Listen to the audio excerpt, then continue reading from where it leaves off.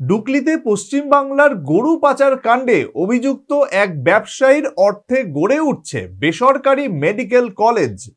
News vanguard সেই খবর সবার আগে প্রকাশ করেছিল, জানিয়ে রাজ্যের রীতিমতো আলোড়ন পড়েছিল। এবার নিউজ ভ্যানগার্ডের সেই খবরে সত্যতার মোহর দিলেন সিপিএম এর রাজ্য সম্পাদক তথা বিরোধী দলনেতা জিতেন্দ্র চৌধুরী। গরু পাচারকারী হিসেবে অভিযুক্তের অর্থে রাজ্যে মেডিকেল কলেজ গড়ে তোলার সিদ্ধান্ত রাজ্য সরকারকে পর্যালোচনা করার দাবি জানিয়েছেন জিতেন্দ্র চৌধুরী।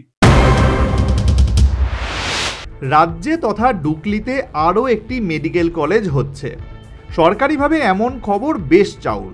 তা চাউর হতেই নিউজ ভ্যানগার্ড তদন্তের পর গত 1 মে এই বেসরকারি মেডিকেল কলেজ স্থাপনের ব্যাপারে পশ্চিমবাংলার গরু পাচারে অভিযুক্ত এক কুখ্যাত ব্যবসায়ীর অর্থলগ্নির খবর প্রকাশিত হয়েছিল।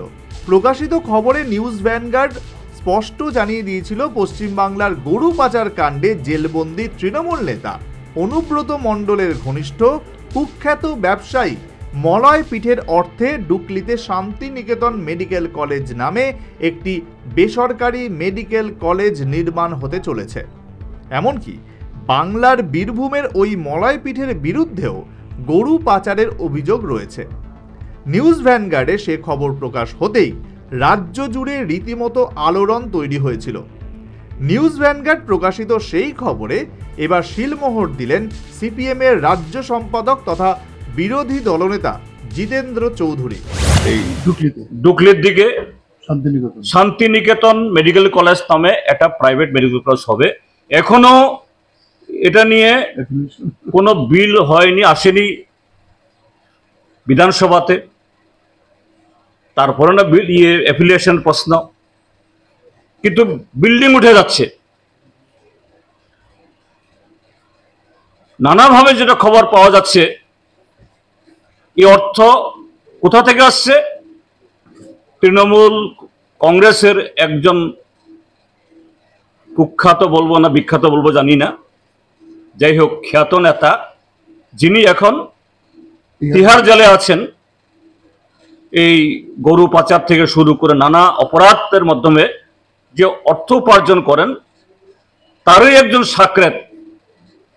তার নামেও সিবিআই নানাভাবে তাকে খুঁজছে বা এই সিবিআই জালের মধ্যে আছে। তার নেতৃত্বে ওই টাকাগুলোই এখানে ইনভেস্ট হতে যাচ্ছে। শুধু তাই নয়, রাজ্যের সাংবিধানিক উচ্চপদস্থ এক কর্তা এই ব্যাপারে উৎসাহী এবং তৎপর, এবং এই মেডিকেল কলেজ স্থাপনের ব্যাপারে প্রয়োজনের ভিত্তিতে রাজ্যের আইজিএম হাসপাতালকে ওই বিতর্কিত বেসরকারি সংস্থার হাতে তুলে দেওয়ার পরিকল্পনার ব্যাপারে উষ্মা প্রকাশ করলেন সিপিএম এর রাজ্য সম্পাদক।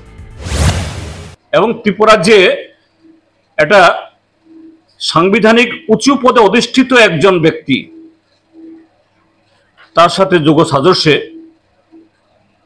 যিনি এই বিগত দিনগুলোতে বেশ কয়েকবার এই বীরভূম সফর করেছেন। কলকাতায় ত্রিপুরা ভবনের গাড়ির লগবুক যদি চেক করা যায়, পাওয়া যাবে সে ব্যক্তিটি কি এবং কেন গেছেন। সেই টাকায় একটা টেন্টেড বিতর্কিত একটা সংস্থা, সেই সংস্থার টাকায় এই মেডিকেল কলেজ গড়ে উঠছে। আর এই মেডিকেল কলেজ এটাকে করতে গেলে পরে একটা হসপিটাল দরকার, মিনিমাম 100 বেডের। এটা আইজিএম হসপিটাল, আপনাদের কয়েকটা পত্রিকাতে উঠেছে, এটা নাকি তাদের হাতে তুলে দেওয়া। এই বিতর্কিত বেসরকারি সংস্থার হাতে রাজ্যের ঐতিহ্যমণ্ডিত আইজিএম হাসপাতালকে তুলে দেওয়ার সরকারি পরিকল্পনা এবং সিদ্ধান্তের তীব্র বিরোধিতা করেছেন সিপিএম এর রাজ্য সম্পাদক।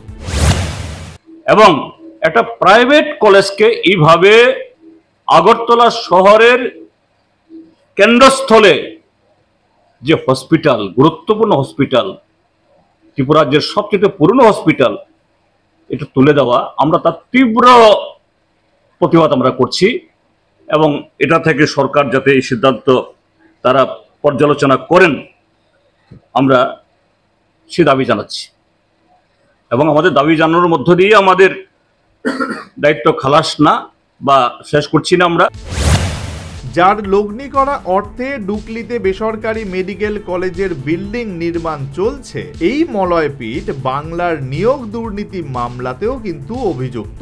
সুতরাং শান্তিনিকেতন মেডিকেল কলেজ নামে ডুকলিতে যে বেসরকারি মেডিকেল কলেজ গড়ে উঠছে, এ ব্যাপারে রাজ্য সরকারের পর্যালোচনা পুনর্বিবেচনা অত্যাবশ্যক বলে বিশেষজ্ঞ মহল মনে করছে। Bureau report, news vanguard.